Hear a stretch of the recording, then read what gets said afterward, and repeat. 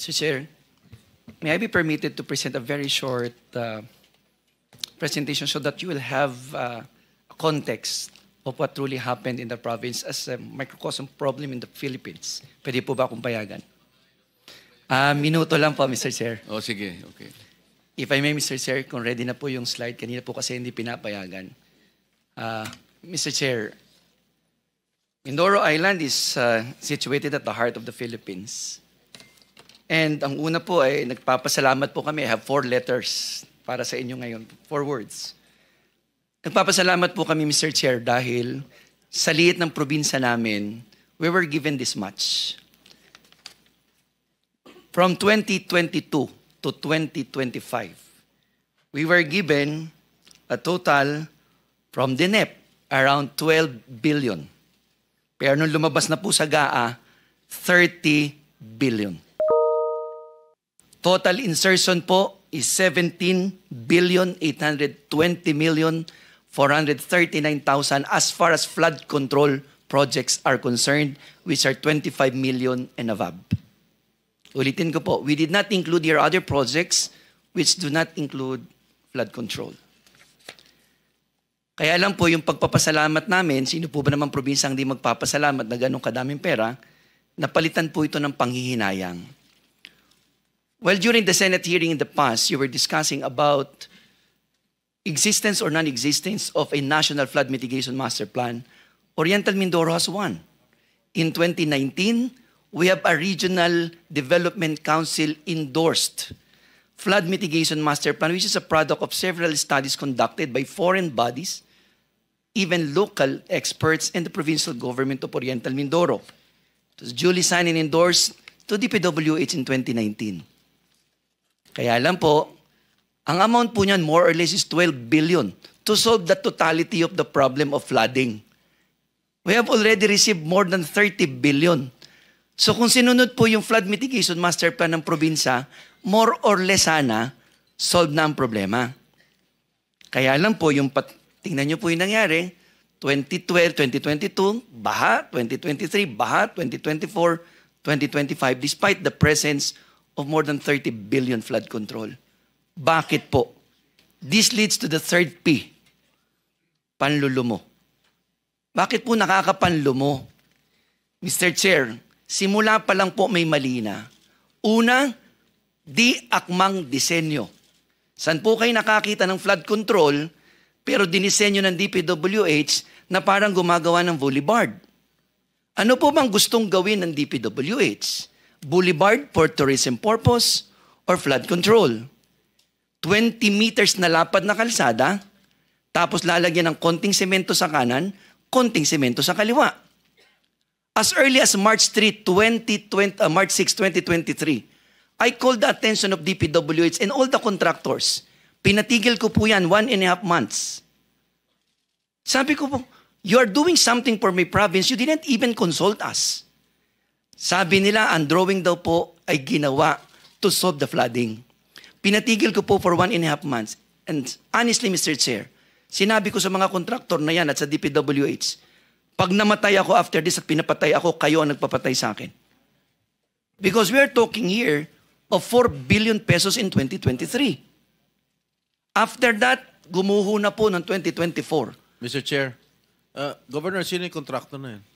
Pangalan po ng contractor. Yes. As early as 2023, ang tanda ko lang po ang isa, SunWest. 2025, Mr. Chair, ito na po yung nangyayari. Baha, baha, baha. Sabi ko sa kanila, ang provincial government gumawa ng gabyo noong 2014. 40 million, 600 meters existing hanggang ngayon. Sang dekada, 40 million, almost 1 kilometer. Pero existing. Yung sa DPWH, pakikita ko po mamaya yung difference. Ang pangalawa po, di na akma ang disenyo, overpriced pa. Balik muna ulit. Sabi po sa unang interview ng DPWH, 1 billion per kilometer. That means 1 million per linear meter. Mr. Chair, ganito ho kaikli, 1 million ang halaga. Second po, binago po nila nung sunod na interview, ginawa pong 700 million per linear meter. Overpriced na, substandard pa po. Ito po ang pangatlong problema. Tingnan nyo naman po ang nangyari sa mga dike sa Oriental Mindoro. Bakal, maliit pa sa daliri ko, sa hinliliit.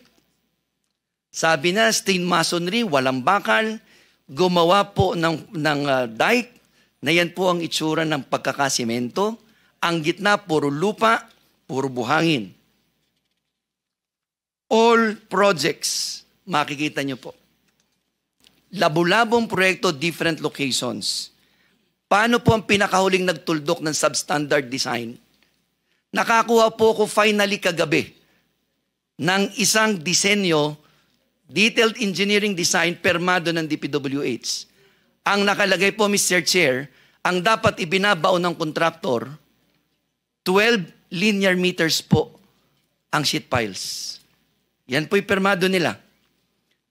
Pero kahapon lang po, bago ako pumunta ng Senado, ang actual po na sheet piles na ibinabaon, 3 meters. Yan po, maliwanag po. Kahapon lang po yan. Paano po hindi magiging substandard? Bakit po nila napayagan na gawa yan? Kasi ganito po oras nila ginagawa para maitago sa tao. Gabi. That is a picture taken 10:40 in the evening na nagbabaon ng sheet piles. Mr. Chair, bukod po dyan, meron pa po ngayong nawawalang proyekto. Sabi nila walang ghost. Ang alam ko po, pag specific sa GAA ang sitio, specific ang barangay, dapat ang project naroon sa sitio, nasa barangay. Sitio Dike, Barangay Apitong Nauhan, privilege speech of Senator Ping, I can attest na dun po sa barangay na yon, wala yung 189 million project na sabing kinonstruct. Sabi nila, meron daw kinonstruct sa ibang barangay. How can we attest that it is when there are multiple titles with no specific barangays and sitio? And Mr. Chair, bukod po sa Ghost Project, may bago po kaming term sa Oriental Mindoro. Again, Mr. Chair, sino yung contractor? Po? Sino yung contractor? Ito pong isa, St. Timothy po. Elite. St. Ito Timothy. pong sa Apitong is Elite. St. Timothy. Ito po ang St. Timothy. Ito pong Ghost sa Sitio Dike, Elite. Oh, this guy again? At ito pong sunod na Manananggal Project. Bakit po Manananggal? Kasi ang nakalagay po sa contract is 325 meters. Ang ginawa lang nila noong 2023 ay 189 na wala ang kalahati. Tapos ngayon po, pumutok ang ISO, binabalikan po para pong manananggal, binabalikan po yung kalahati ng katawan pagtapos na. Totoo po yan. Sino pong kontraktor? St. Timothy po. Mr. Chairman, bakit po nangyari ito? Ito na po ang dulo. Bakit po nangyari? Kasi may kailangan pong itago. Bakit kinakailangan 20 meters na puro buhangin ang laman? Tinanong ko po si Director Pakanan ng DPWH. March 2023, July 2024, May 2025, June 2025, and July 2025, August 2025. Simple lang po ang sinabi niya sa akin, Gob, maganda naman po sana yung disenyo. Kaya lamang po, alam nyo naman, may kailangan hong bigyan ng 25% sa taas. Ulitin ko po, ito sabi po ni Director Gerald Pakanan. At meron pong 5% na parking.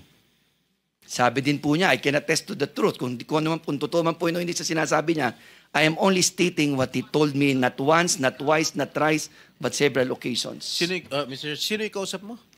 Director Gerald Pakanan po, ng DPWH Region 4B. Is he here? Is he here? Was he invited? Meron pa daw po, Mr. Chair, na 12% others. So 25% taas, I do not know what does he mean of 25% sa taas. 5% parking fee, I'm not familiar with parking fee. Basta yun lang po sinasabi niya. 12% others. So that's all in all 42%.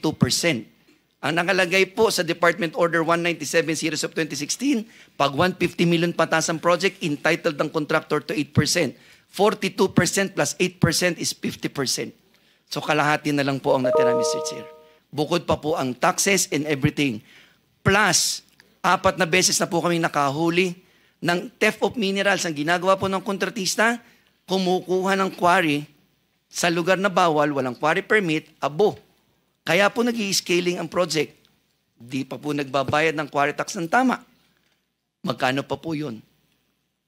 Kaya naman, Mr. Chair, ang dulo po nito, ng huli kong slide, ang dala ko po dito'y pag-asa. Na sana sa pamamagitan po ng komiting ito at ng direktiba ng Pangulo ng Pilipinas, and with the assumption of Secretary Vince Dizon, matitigil na po ito. Secondly, na yung pong dapat proseso sa ilalim ng batas na ang mga proyektong tulad nito ay ikinukonsulta sa ilalim ng Sections 25, 26, and 27 ng Local Government Code para sa mga lokal na halal at lokal na sanggunian ng bawat lokal na pamahalaan. At ang ikatlo po sana, na naway ang mga proyektong may gantong klaseng halaga ay dumadaan sa pagsusuri ng Regional Development Council at kung ano man po ang inindurso ng mga local government units at ng Regional Development Council, yun ang ilagay lahat sa NEP. At kung ano man po yun at kung may pagbabago man, handa po ang mga lokal na pamahalaan na makipagtulungan sa pambansang pamahalaan para sa atin. Buwis po ito ng mamamayan. Buwis po ito ng bawat isa sa atin. Maraming salamat sa iyo, Governor Dolor. Mula sa iyong pangihinayang at panlulumo, ay nagkaroon ka pa ng pag-asa pala na nakikita sa ating bansa.